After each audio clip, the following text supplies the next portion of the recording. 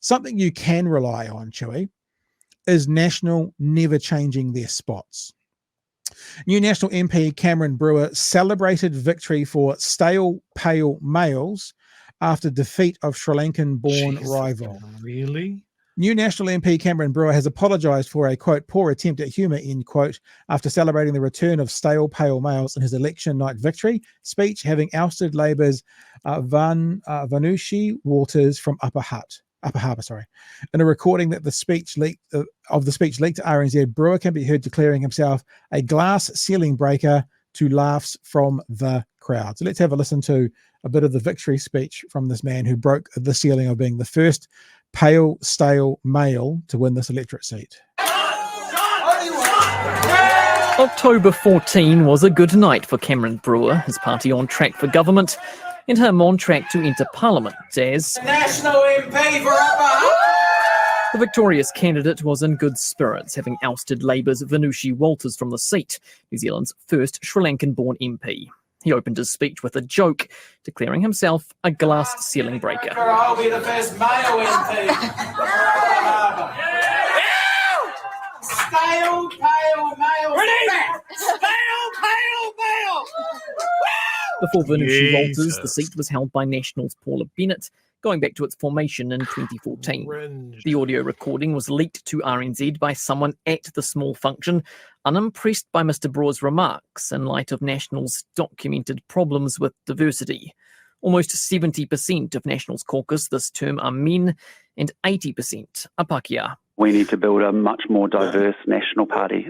National Party's at its best when it's truly a national party. Okay, so National Party's at its best when it's truly a national party. 70% male, 80% Caucasian Pakeha. That means this National Party is not at its best.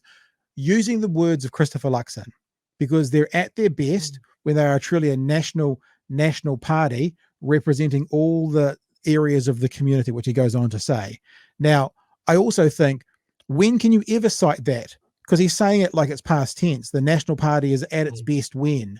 I'd like to know when he cites that from, but let's just have a look to the quote in full. National Party's at its best when it's truly a national party representing all the diverse communities in New Zealand. That's Christopher Luxon in All the October diverse last year communities. here on Morning Report, making a direct plea to the membership to confront unconscious bias, to pick more diverse candidates. More diverse organisations lead to better outcomes and better results. And so we'll be in a much stronger place with a more diverse lineup in 23. Except the request went mostly unheeded.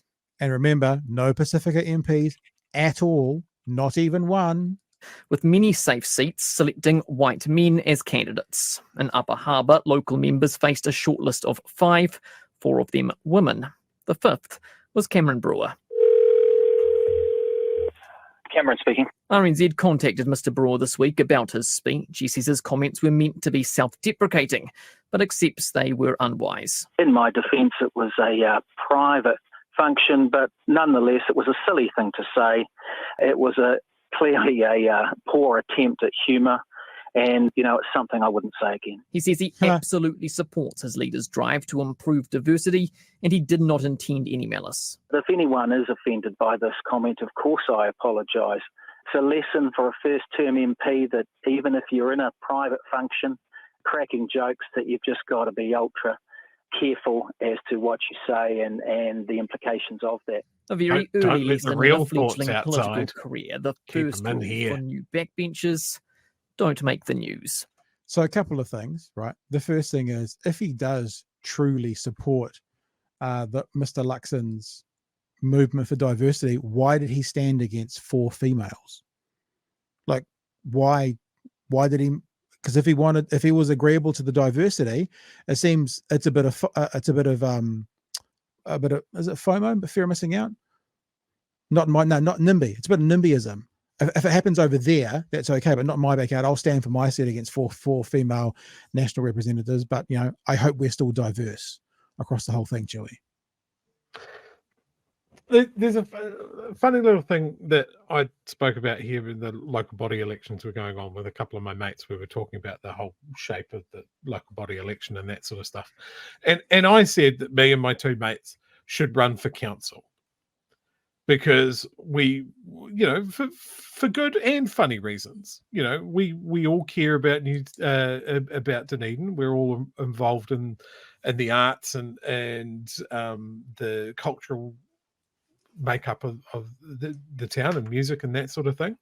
And I was going, we'll run on a joint ticket because we're all angry bearded gingers. and it was a bit of a joke, and then it kind of got carried away, and I was like, well, maybe we should. And then I remember someone saying to me, going, yes, that's what we need, more white dudes in the council. And I kind of went, that hurt a little bit, but it is also fucking true. It's just very easy to buy into the thing that your motives are pure and good and that sort of thing. And it's a contest of ideas, and so I deserve to be there. And sometimes there's a time where you've got to look at yourself and go, well, actually, maybe there's enough voices just like me already there. But for someone to go up and use such a term as like, yeah, stale, pale, and male is back, baby, is so unbelievably self-aware in all of the wrong ways. I'm completely okay with the idea of the best qualified person gets the job no matter what. Like, no matter what. But as a part of that criteria for the person, I completely would take into account aspects that they could add to a community, a job, a political party that someone else can't bring. And if it was like, I know this is kind of a mathematical impossibility, but if there was two people who had identical skills, you really couldn't pick them apart, but one of them was from a more diverse group that would bring a different perspective to my company, community, political party, I would always pick them. And you can't tell me that this average pale, stale male was exponentially better than the 4 candidates to stick them apart by so much. And something else I want to show you is when the recording that you heard from pre-election, this also popped up as a stories like this. This was the story in August. In August, the top 40 candidates for national had 21 women and 19 men. But we all said then, well, it really depends who wins the seats, doesn't it? Because now that the seats have been allocated, it's 70% men, 30% women. And finally, Chewy, all I could think of when I heard him saying, oh, you got to be careful what you say, even in private. It's like there was another guy, and it's not to the same level. I'm not equivocating it, but there was another guy who once talked about locker room banter. It's just locker room banter. It's just locker room banter. And I've said this many times on here, and I've said this, and I've actually played it for you guys. The conversation I had with Don Brash, which is, I actually do want to know what you're going to say and how you act in private. I don't want to see anything. I don't want to get into your business, because it's when people don't think they're being watched or don't think they're being recorded, they are their true and authentic selves. So if people are having to act differently in public from they do in private, I have a problem with that. I have a massive problem with that, because that is a fake front and a false front. So this is who he authentically is, right? Locker room jokes, racially charged humor, taking the piss, laughing at the demise of a unique individual in New Zealand Parliament for the experience and what she could bring. That's who he is authentically, and I'm not about it. Yeah, since my lovely wife has copped to it, yes, it was her that told me to stop huffing my own supply and calm the fuck down.